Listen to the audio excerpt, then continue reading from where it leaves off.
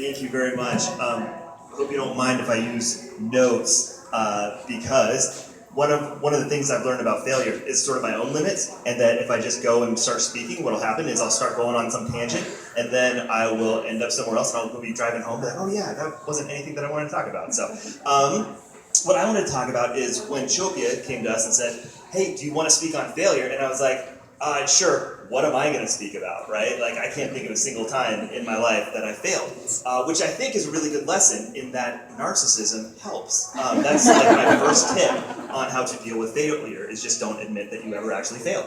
But in reality, when she was talking about it, I was like, oh, okay, and I started getting into it, and I started thinking about it more. And so, like, all these other speakers, fantastic speakers, right? But they're all very good, high-level, inspirational stuff. That's not my jam. This is confession at this point. So we're going to talk about my failures. On the way here, I ran over a hobo, and I just kept driving. I need to get this off my chest. So, so I'll tell you a couple of failures. I'll go through like sort of quick succession of things that I've done that didn't turn out so well. And we'll talk about what they mean and what each one represents. So the first one I wanted to talk about was I used to work at a juvenile detention center, a lockdown facility for kids, right? And one of the things they could do is if they earned enough points and levels, they could actually go off-site and go to the gym. Well, one of the things that, when I was a supervisor there, and so I was letting them go to the gym, and I went and I checked everyone, I did the head count, and then I closed the van door so they could go to the gym. I got back and I just started doing my job around the facility, and one of the kids comes to me after about an hour or two and says, hey, I just gotta let you know, don't let anyone know that I'm narking on them, but you let one of the kids escape. I'm like, are you freaking serious? And like, they're like, yeah, he hid under the seat in the van, so when you counted heads, you didn't notice him, and he's 3 hours in the wind right now.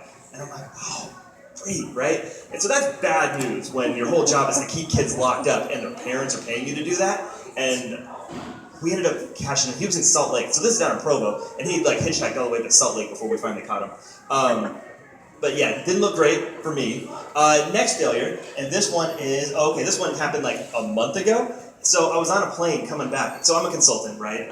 Very similar to everyone else. And one of the things I was doing is I was trying to work on the plane. I'm flying back at midnight. It's been a week on the road. I'm all so sick, right? I'm blowing my nose and sneezing. The poor guy next to me, I'm just like, the whole time, right? And I'm trying to be cool. And I'm trying to work at the same time, because I'm a good guy, and I'm trying to do some work. Finally, I just give up. And so I take my laptop, I put it down in my bag, and I just go to sleep, right? I wake up, I grab all my stuff, check around, haven't left anything on the plane, go home. 2 days later, I'm like, hey, we should pull out our laptop and watch a movie. Couldn't find it, right? Turns out I'd left it on the plane and hadn't noticed for like 2 days. And if you've ever lost anything on a plane, man, it's freaking ridiculous to get that back, right? So I go tell my tech guy the next day, and I'm like, I call Lost and Found, I try and figure it out over the weekend. I come back on Monday, tell my tech guy, and he's like, oh, okay, well, we'll see what we can do and stuff like that, right? About 3 or 4 days later, no luck from Delta's Lost and Found. And I'm like, hey, well, can I just get another laptop in the meantime if that ever shows up? Like, 5 minutes later, executive from our company storms in my office, kicks out the lady I'm talking to, closes the door, and starts screaming at me in the front of the whole office, right? Everyone can hear it because our walls aren't that soundproof. Just freaking out at me. What have you done? Can you believe it? You've got so much sensitive data on that laptop. I'm like, yeah. And he's like, why didn't you tell me? I'm like, yeah, I told the tech person. And he's like, you gotta tell me this kind of stuff. I'm like, no, I don't. I told the tech person. And he's like, and he's freaking out. He's like, well, yeah, that's still, you should have told me earlier. I can't believe you've done this and stuff. I'm like, man, I didn't freaking do this on purpose. I don't know why you're yelling at me, right? So, 100% it was my fault. Turns out when I stuck it in my bag, I'd stuck it next to my bag, and then it slid behind the seat, which is why I never saw it. Ended up getting it back like 3 weeks later, so, go Delta. But other than that, like, that was just a huge one, right? Like, I started looking for a job that day because he flipped out so bad. I was like, man, I am done, and I need to have my exit strategy, right? Because I don't have an exit strategy. So that's another mistake, right? All right, next one. Joe will laugh at this one, maybe. So, at the Christmas party, same company, they're like, hey, Dave, you like to talk, right? And I'm like, oh, yeah, sure. And they're like, can you run our Christmas party? We want you to be the MC, we want you to run the auction, and everything like that. You be the auctioneer, all this kind of stuff. So I get up, and I'm doing my monologue at the beginning. They're like, yeah, bring high energy, make everyone laugh, do all this stuff. So I'm like, okay. So I'm up there, I'm doing my thing, and I want to finish off with this joke, right? And so I start telling this joke. I'm like, so a Mexican guy, a black guy, Jewish woman, and a Catholic priest walk into a bar, right? And the joke I was going to end with, and they all walk in and say, what a beautiful place of diversity and tolerance. Happy holidays kind of thing, right? It was this terrible anti-joke. Executive stands up. David, stop. like right in the middle of it. I'm like, no, wait, it's gonna be good. No, you need to stop, right? I'm like, no, just freaking trust me. I'm not about to do a terrible racist joke because that'd be ridiculous. And he's like, you need to stop right now. And I'm like, all right, I'll stop. And then I muttered the joke in there anyway because I'm a jerk. But then I gotta like freaking do the auctioneer for like the next 2 hours, and I'm like, all right, this item is up for bid. What do you want for this, right? It was awful, ruined it, right? It was the most awkward thing. Next one, man. I still got 3 more. All right, I'm working on my master's degree, and we're getting down to it, and I've already gotten into my PhD program and stuff, and I'm about to leave to go to New York. So this is August. I've just got to defend my master's thesis, and then I can walk in the graduation in August and then move to New York, right? We've already got the place, we've already like packed up our stuff, sold everything. I get into my master's defend my master's thesis like a boss, right? They sit, they deliberate, they call me back in. Yeah, that wasn't good enough, you don't pass. And I'm like, that's not how this works. And they're like, yeah, it just wasn't good enough. And I'm like, you're my advisor. Why didn't you tell me this a year ago? He's like, yeah, there's just not enough research. I'm like, you need to tell me this stuff, right? And so I ended up not passing, but here's another pro tip for when you fail. I cried in the middle of my defense when they told me that, and so they felt so bad they let me walk anyway and gave me a fake degree while I did that. And so my grandma's looking through the program, and she's like, why isn't Dave in the program? I'm like, oh, weird mistake, Grandma.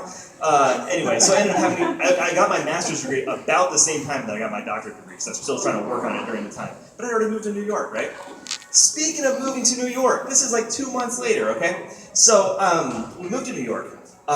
Turns out New York's super expensive, and it turns out the university I was going to was the second most expensive university in the country. And so I go there, I'm already like 60 grand in student debt within like 2 months, right? It's just racking up quick. I'm working with my advisor, he's giving me a job where I'm doing a lot of research at elementary schools, working on math and stuff, and I'm in charge of it. Well, me and the lady who was technically my boss didn't get along that great, right? But, you know, whatever. Anyways, she comes to me at the end of the semester and says, you screwed this whole thing up. Look at all this data. Look how much you screwed up. I'm like, oh my gosh, my heart sank, right? I had screwed this up. This was $1 million worth of investment that I just flushed down the toilet. I'm like, this is terrible. And so I'm going through, I'm like, that doesn't make sense though. I'm good at what I do. I'm a smart guy. How did I make so many mistakes? So I go through and I start checking all the mistakes and stuff like that. Turns out, all the mistakes came from one single day. One single day. And I looked at the schedule, and that was the date my boss, Sandy, had said, hey, I'm going to come in today, don't you worry about coming in. And so they were all on her watch because she'd screwed everything up. So it's like, oh, fantastic. Everyone's going to want to know this, right? So I go to her, and I go to my boss, or my advisor, and I'm like, hey, look at this. Turns out I didn't screw up. I'm good at what I do. It was all Sandy, right? And they're like, well, it's probably still your fault somehow. I'm like, don't worry about it. Go on Christmas break, come back, my advisor breaks up with me. And I'm like, what? I'm like, I need an advisor to graduate. He's like, yeah, sorry, I just can't work with you anymore. I'm like, but I showed you I didn't. He's like, don't care, right? And I was like, oh, so that's awesome. Now I have no advisor. I've just moved my family, my 3-month-old, to New York, right? Like, we don't, I'm still paying off that first semester worth of student debt, right? And I'm just like, I don't know what to do. And so, I go to my, I'm in a class at the time, decision-making class, and I go to the teacher, and I'm like, hey, I really enjoyed this class so far. Do you need someone? I need an advisor. Do you need someone to work? He's like, oh yeah, totally, man. He's like, there's just one thing. Do you know how to program JavaScript? And he's like, because that's the only spot I have is being able to program JavaScript. I'm like, oh yeah, that's easy, man. I can do that. He's like, yeah, well, welcome aboard. So I went home and I Googled, what is JavaScript, right? And that's kind of what the point of at least one of these stories is. Do I have any more? No, that's all. All right, you got through it. Now, what I want to talk about, though, is what each one of those represents. There's 3 categories of mistakes. There's mistakes where, man, it's just your fault. Me losing the laptop, me losing the kid, that's on me. That's 100% on me. And so what are the lessons you learn from that? Well, the first one is you learn your limits. You learn what you can and can't do. Turns out I'm not good with details. And so doing head counts and watching kids and stuff, I have to know that that's where I'm going to fall short. So I need to help someone else to bring that in. I learn my limits. You also learn about other people. And this is the one thing that I think people always forget about mistakes is when you make a mistake, you learn a lot about the people that it affects.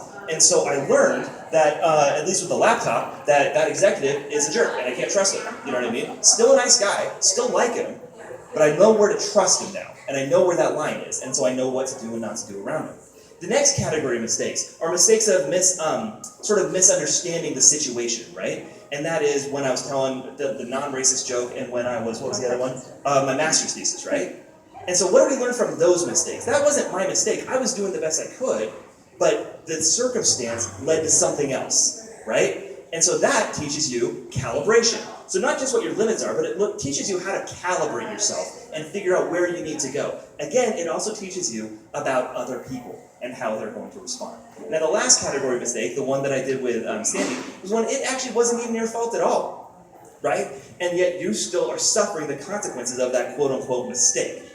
And so that one, what do you learn about that one? And that one, the lesson is, you learn about your locus of control. And you learn that life is often unfair and capricious, and you can't control everything you want to.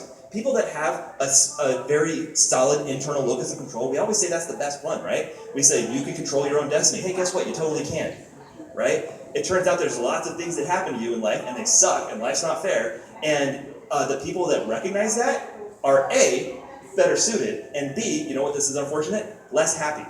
You know that happiness research shows that the more delusional you are, the happier you are, right? And so there's some level of, like I was joking around about at the beginning about the narcissism, go for it. Like, add a little to it. Add a little delusion. I'm saying that in all seriousness, you need to start recognizing. Some of the other speakers talked about this. You need to learn how to redefine success, redefine failure, redefine your own identity. Because why do we bristle at failure? Why do we bristle at it? Right? Well, let me give you an example. Here, someone give me a high five. Who's going to give me a high five? Give me a high five. All right. Come on, man. Come on, man. All right, give me a real one. Give me a real one. All right. That's funny. Now, did I fail in that high five?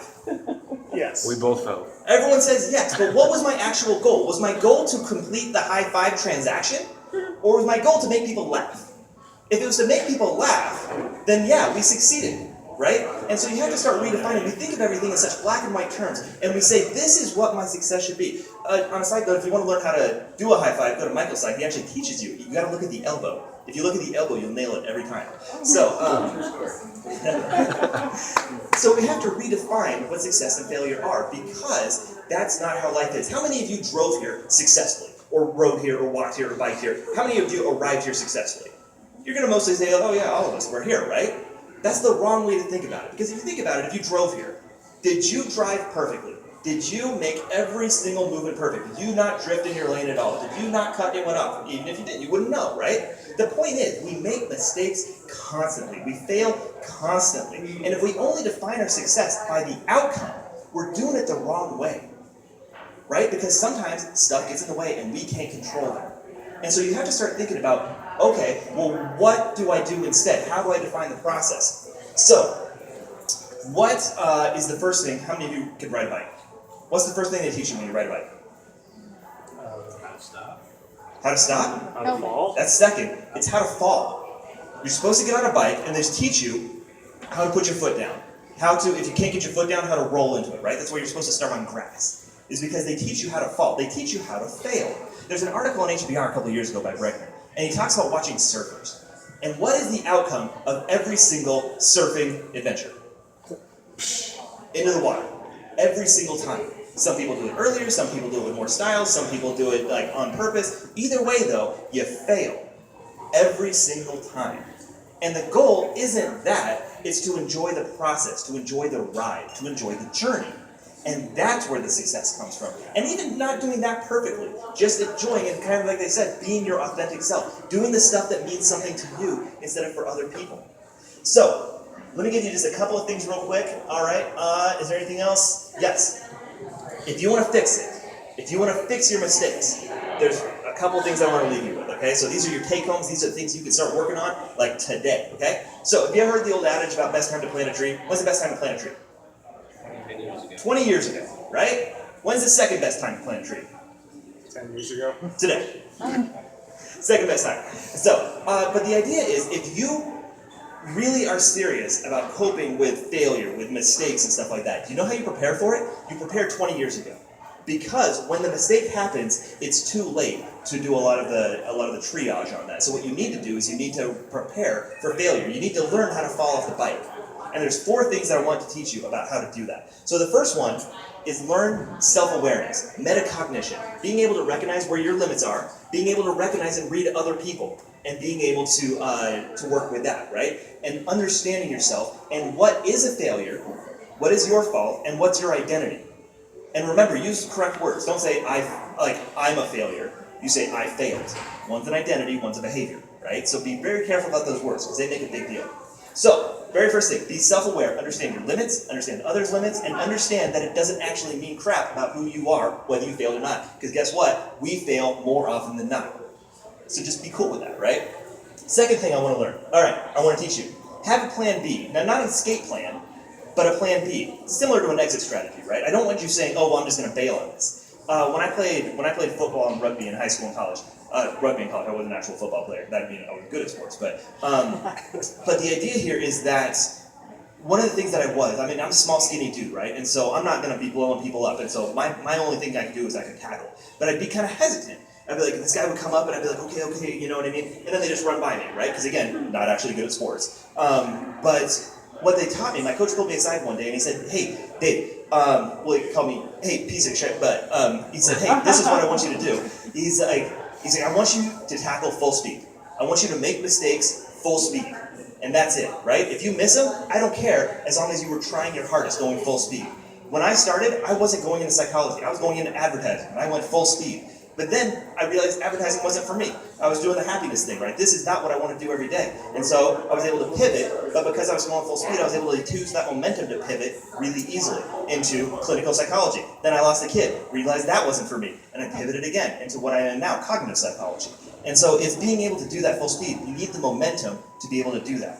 The third thing is be networked. How many times have we talked about this? The fact that Shobia mentioned that we all charge thousands of dollars and she got us here for free is because of the networking, right? If you screw up, you know what's one of your best saving graces? People liking you. Like, that's it. And so the more you have that network, not only do you have those plan Bs, but if you just F up royally, people don't care if you're the nice guy, right? If you're the office, like, oh man, she's great though. Like, seriously, she can do that because she's earned so much cred with us. And so that's fine. So be networked. Really go out there and make sure that people know you and like you and stuff like that, right? And then the last one is be hot shit, right? So that's my last one, is because guess what also has a lot of cachet is when you're good at what you do. And so you can just be like, hey, F you all, big middle fingers, right? I can screw up all I want because you need me. And so if you're good at what you do, you get all sorts of leash. You can do whatever you want because that's the thing. Talent overcomes. Like, you all think, and then I'm going to dissuade you of this notice, between the networking and the talent, right? We all think that this is a meritocracy, that the best people will rise to the top. Ain't true. Not even close to true, right? It's about the people that are in the right connection and have the right skills that you can't get by without. So that's what you want to do. And those are the things that if you want to get by, let me see, yeah, if you want to get by, if you want to worry about mistakes, if you want to be able to avoid the consequences that come with that, those are the 4 ways to do it. But remember, really get with your identity in the sense that this is not on you. And I want you to make sure of that. If you've made a mistake, if you've screwed up, and if you, like, really what could be the worst that happens? If, let's say that I came up here and I bombed completely, right? I'll probably never see you guys again, except for these guys, because we're all best friends now. But I'll probably never see you again, and it's just an hour out of your time, right? But most people look at this public speaking kind of thing as the worst possible thing. What's the old Seinfeld thing? Public speaking's worse than death. They'd rather be, like, in the casket than giving the eulogy. Like, what's the worst that happens if you screw up public speaking? Nothing. What's the worst that you happen at your job? Go find another one, right? Like, there's a couple things that have big consequences, but for the most part, these aren't the mistakes that we're trafficking in. So just remember, it's not that big of a deal.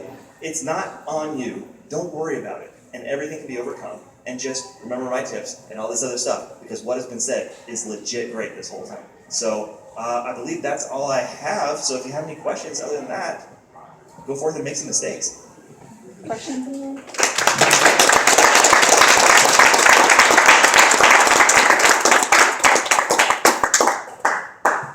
All right, thank you everyone for joining us tonight. Thank you so much to our speakers. You are enlightening. I've learned so much. I'm excited to apply what you've taught us. This session was recorded, so I can send out the video to y'all who attended, and we'll make sure to get it out